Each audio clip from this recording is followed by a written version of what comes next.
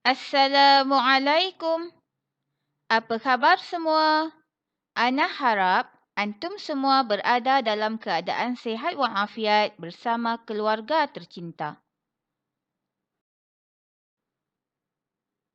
Pada hari ini, kita akan mempelajari Pendidikan Islam tahun 4.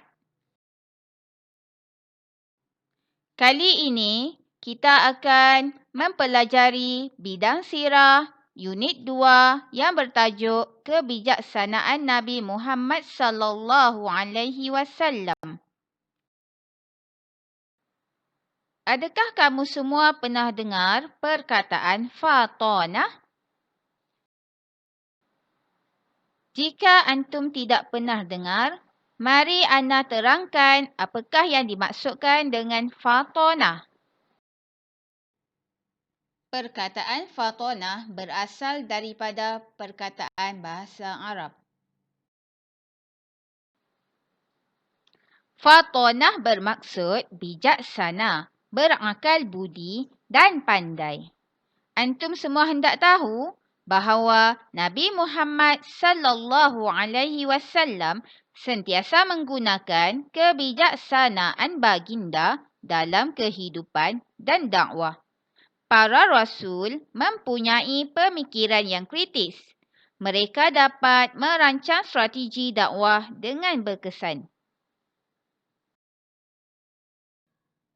Sekarang, mari ana perdengarkan kisah-kisah yang melambangkan tentang keunggulan sifat fatonah Nabi Muhammad sallallahu alaihi wasallam. Antum semua dengar ya? Peristiwa peletakan batu Hajarul Aswad.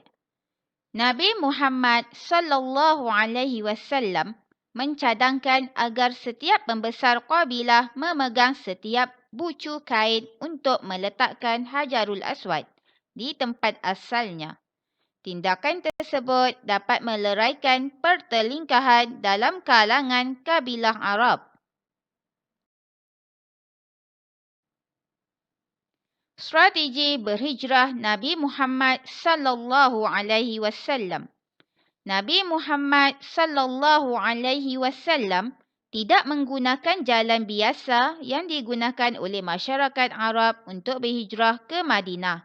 Nabi Muhammad sallallahu alaihi wasallam menggunakan jalan lain dengan bantuan Abdullah bin Uraiqid, seorang yang bukan beragama Islam.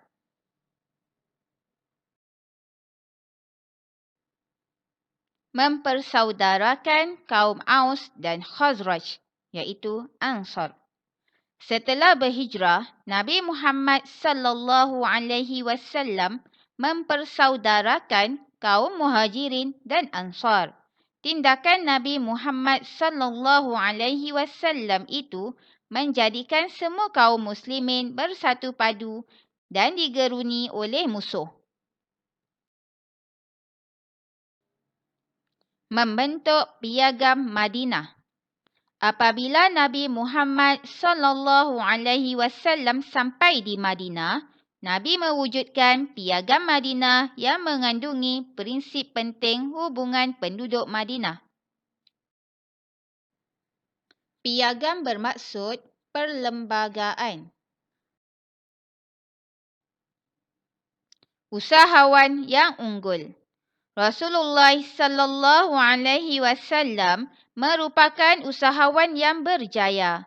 Baginda diamanahkan menguruskan perniagaan milik Sayyidatina Khadijah. Dengan kebijaksanaan dan kejujurannya dalam perniagaan, baginda memperoleh keuntungan yang lebih berbanding usahawan yang lain.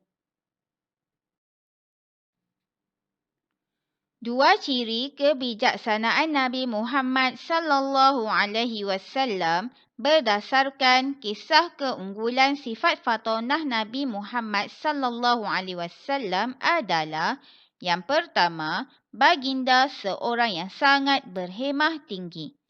Yang kedua, baginda seorang yang sangat bijak membuat keputusan.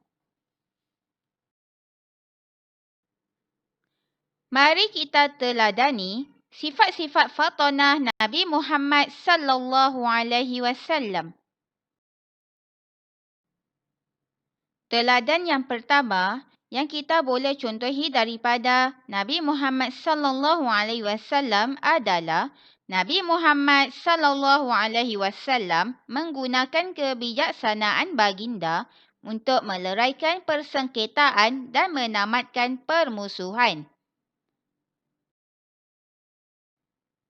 Rumusan yang dapat diambil daripada teladan ini adalah berusaha mendamaikan persengketaan. Sebagaimana contoh, apabila antum ternampak sesuatu pergaduhan, antum mestilah bertindak sebagai pendamai. Teladan yang kedua, Nabi Muhammad sallallahu alaihi wasallam berdikari dan jujur dalam setiap pekerjaan yang dilakukan. Rumusan daripada teladan ini adalah merancang sesuatu dengan teliti sebelum melakukan pekerjaan dan tugasan. Seperti antum ternampak paip rosak di tandas sekolah. Perkara pertama yang perlu antum lakukan adalah memberitahu guru yang bertugas mengenai kerosakan tersebut. Antum tidak digalakkan untuk terburu-buru melaporkan kerosakan tersebut kepada pihak pejabat sekolah. Teladan yang seterusnya adalah Nabi Muhammad sallallahu alaihi wasallam mengukuhkan kesatuan kaum muslimin dan menjadikan mereka bersaudara. Rumusannya adalah utamakan perpaduan dan kesepakatan. Sebagai contoh, antum ternampak seorang rakan antum tidak membawa wang ke kantin.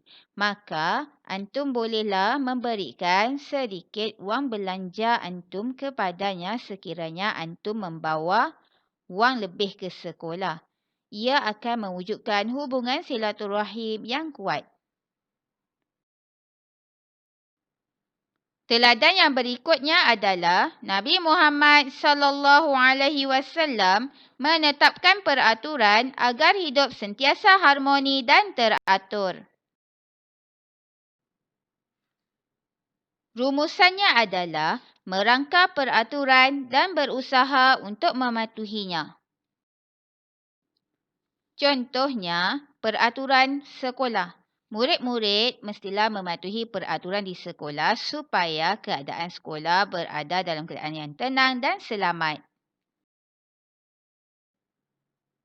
Teladan seterusnya adalah kebijaksanaan Nabi Muhammad sallallahu alaihi wasallam mengamalkan nilai-nilai murni dalam setiap urusan merupakan rahsia kejayaan Nabi sebagai usahawan.